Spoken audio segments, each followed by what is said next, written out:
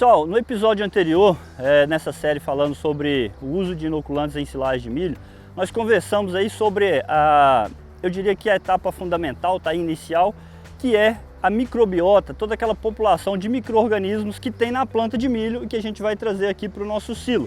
Então já existe, né, naturalmente o que a gente chama de uma população epífita, que é a população natural que está presente na planta de milho. E lá nós temos os micro-organismos desejáveis que vão direcionar a fermentação para o padrão que a gente deseja. Nós temos também micro-organismos indesejáveis, que é aqueles que nós vamos combater. Na verdade, o que as bactérias benéficas vão combater, certo? Então a gente precisa otimizar, obviamente, essas bactérias benéficas, que são as bactérias ácido-láticas. E aí, uma ferramenta para a gente otimizar as bactérias benéficas, obviamente, que é o uso de componentes inoculantes. Então nós vamos aumentar o pool de bactérias desejáveis dentro do processo para otimizar a fermentação dentro do padrão que a gente deseja. E aí o que de fato nós necessitamos para estabilizar o material é a concentração de ácidos, tá? Toda a composição, não só de ácidos, mas uma série de produtos de fermentação que é oriundo do metabolismo desses micro-organismos. Obviamente que a gente precisa otimizar esses metabólitos produzidos pelos micro-organismos desejáveis, que na maioria são as bactérias ácido-láticas, e minimizar ou mitigar os componentes produzidos pelas bactérias, pelos micro-organismos indesejáveis, tá? E que nós vamos tratar a partir desse momento. Então assim, ó, uma silagem colhida na faixa adequada de matéria seca, que a gente busca trabalhar ali entre 32% a 38% de matéria seca, tá? Que seria uma faixa aí, um range adequado para ter uma fermentação, certo? Favorecida. O que nós vamos ter, o que gostaríamos, né, de ter ou precisamos trabalhar para buscar esses valores. Então aí uma silagem com pH entre 3,7 a 4, tá certo? Uma concentração de ácido lático de 3 a 6% da matéria seca, uma concentração de ácido acético entre 1 a 3%. Esses são os principais componentes, vamos dizer assim, o que derruba drasticamente o pH e o que estabiliza a silagem. E obviamente nós vamos ter também outros componentes. E aí nós vamos ter, o ideal é que tenha menos do que 1% de etanol, certo? Que vão ser produzidos na maioria das situações por leveduras que a gente precisa combater. O ideal é que a gente tenha zero de ácido butírico, que é um produto de fermentação oriundo do metabolismo de clostrídeos. E pessoal, obviamente não são só esses os metabólitos produzidos durante o processo de fermentação. Nós temos outros componentes, tá, que a gente chama produtos secundários, que aí nós temos lactato de etila, acetato de etila, nós temos isopropila, propanol, 2-propanodiol, são mais de 20 componentes, produtos de fermentação que a gente tem numa silagem, certo? E obviamente alguns desses componentes é o que vai dar o odor, o cheiro agradável numa silagem.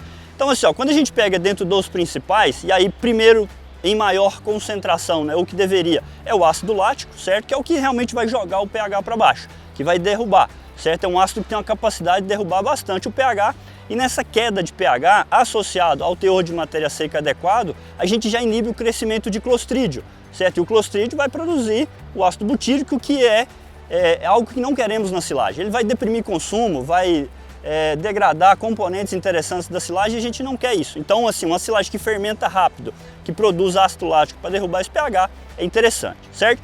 Ocorre um equívoco a campo, que às vezes o pessoal fala, essa silagem está muito cheirosa, ela está com cheiro de ácido lático.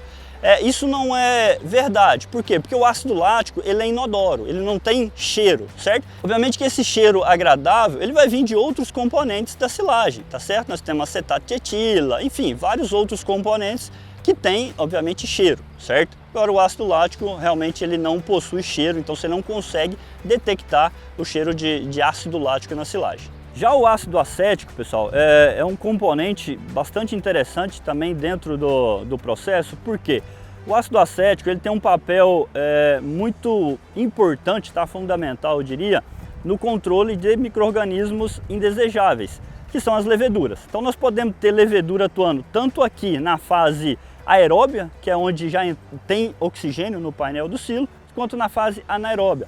Então ela tem a capacidade de consumir o ácido lático, certo? Que a gente não quer, porque vai perder matéria seca. E o ácido acético ele tem a capacidade de inibir, de matar essa levedura que está dentro do processo, tanto na fase anaeróbia quanto na fase aeróbia. E aí, quando a gente vai tratar um material verde picado para virar silagem, você usar bactérias de forma estratégica para produzir tanto ácido lático quanto ácido acético, é interessante pensando no contexto geral de conservação de forragem.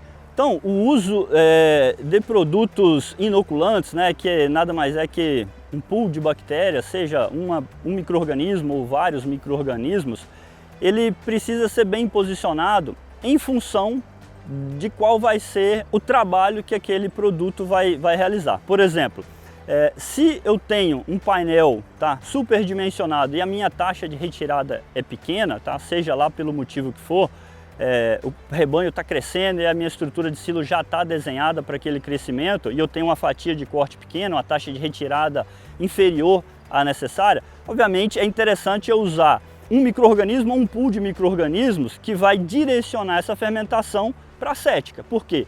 Porque o ácido acético ele vai dar mais estabilidade no painel do silo. Então esse é um posicionamento estratégico do uso de micro-organismos inoculantes em silagem. Então assim, ó, outra aplicabilidade para o uso de micro-organismos inoculantes é quando eu quero otimizar o operacional de trabalho dentro da fazenda. Algumas fazendas têm adotado a realizar apenas um trato por dia. E obviamente para eu adotar essa estratégia, eu preciso de uma silagem muito estável. Esse material não pode esquentar no coxo, porque se ele esquentar no coxo, o animal não vai consumir. E o que vai dar sobrevida, tá? Tempo de vida no coxo dessa dieta, né, dessa silagem, é uma silagem muito estável. E para isso ela tem que ter uma certa concentração de componentes, tá? Produtos de fermentação, e um deles é o ácido acético, que vai inibir o crescimento de levedura, enfim, outros micro-organismos indesejáveis lá no coxo. Então a sua silagem ela precisa estar muito estável. Então a indústria hoje ela trabalha muito bem o posicionamento de micro-organismos inoculantes em função da estratégia que a fazenda precisa naquele momento. Então o uso de inoculantes ele tem que ser estratégico em função da demanda que a fazenda necessita para aquele momento.